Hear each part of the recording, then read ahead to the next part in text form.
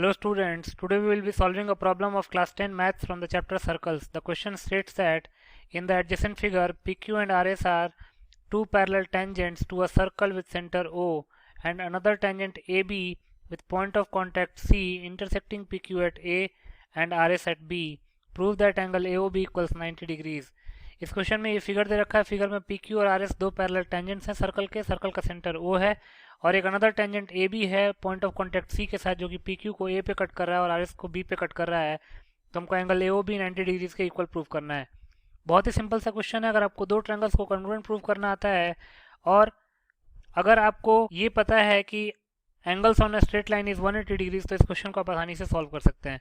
तो क्वेश्चन को सॉल्व करने से पहले जो गिवन इन्फॉर्मेशन दे रखी है उसको लिख लेते हैं। Given that P Q is parallel to R S and P Q and R S are दो पैरेलल टेंजेंट्स हैं, पी क्यू और आर एस, और tangent AB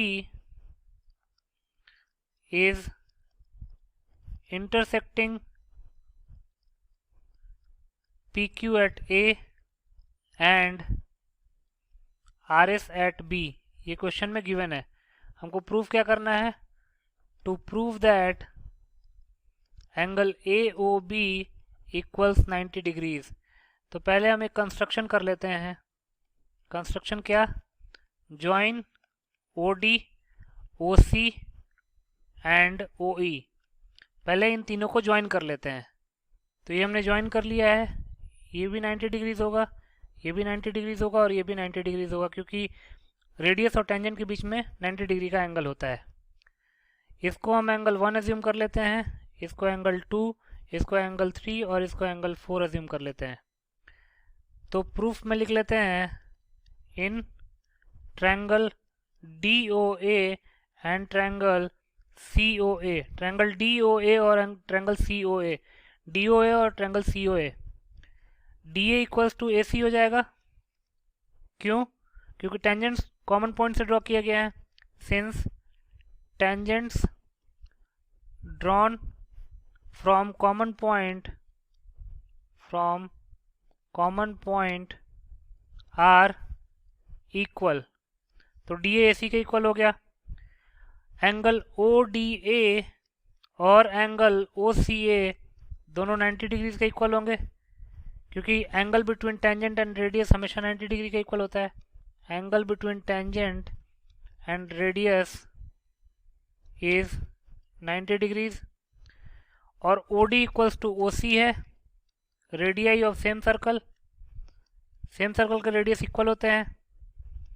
तो अगर आप देखेंगे तो हम कह सकते हैं कि triangle DOA is congruent to triangle COA by SAS congruency condition. SAS congruency condition क्या कहता है कि दो ट्रायंगल्स तब कॉन्ग्रुएंट होंगे जब उनके दो साइड्स और इंक्लूडेड एंगल दोनों एक दूसरे के इक्वल हों। तो इस केस में भी ऐसा ही था, ट्रायंगल DOA और ट्रायंगल COA कॉन्ग्रुएंट हो गए बाय SAS कॉन्ग्रुएंसी कंडीशन। तो लिख सकते हैं therefore angle 1 equals to angle 2 by CPCT। अगर कॉन्ग्रुएंट है तो उनके जो करस्पॉन्डिंग पार्ट्स हैं वो भी आपस में इक्वल होंगे, तो एंगल 1 और एंगल 2 आपस में इक्वल हो गए। इसको हमने फर्स्ट इक्वेशन मान लिया। आगे बढ़ते हैं। तो जिस तरीके से ट्रायंगल DO और ट्रायंगल COA कॉन्ग्रुएंट हुए थे, उसी तरीके से ट्रायंगल BOC और ट्रायंगल BOE को भी कॉन्ग्रुएंट लिख सकते हैं। Similarly triangle BOC is congruent to triangle BOE by SAS congruency condition. अगर आप प्रूव करना चाहते हैं तो दोनों कॉन्ग्रुएंट हो जाएंगे, आप कर सकते हैं। तो अगर ये दोनों कॉन्ग्रुएंट है तो हम कह सकते हैं देयरफॉर एंगल 3 इक्वल्स एंगल 4। इसको हमने सेकंड इक्वेशन का नाम दे दिया बाई CPCT। अगर दो ट्रायंगल्स कॉन्ग्रुएंट है तो उनके कॉरस्पॉन्डिंग पार्ट्स भी इक्वल होंगे। तो हमारे पास दो इक्वेशंस आ गए। We have angle 1 equals angle 2 and angle 3 equals angle 4। ये सेकंड इक्वेशन आ गया। अब हम लिख सकते हैं now since DOE is a straight line, DOE एक स्ट्रेट लाइन है, तो लिख सकते हैं therefore angle 1 plus angle 2 plus angle 3 plus angle 4 equals 180 degrees.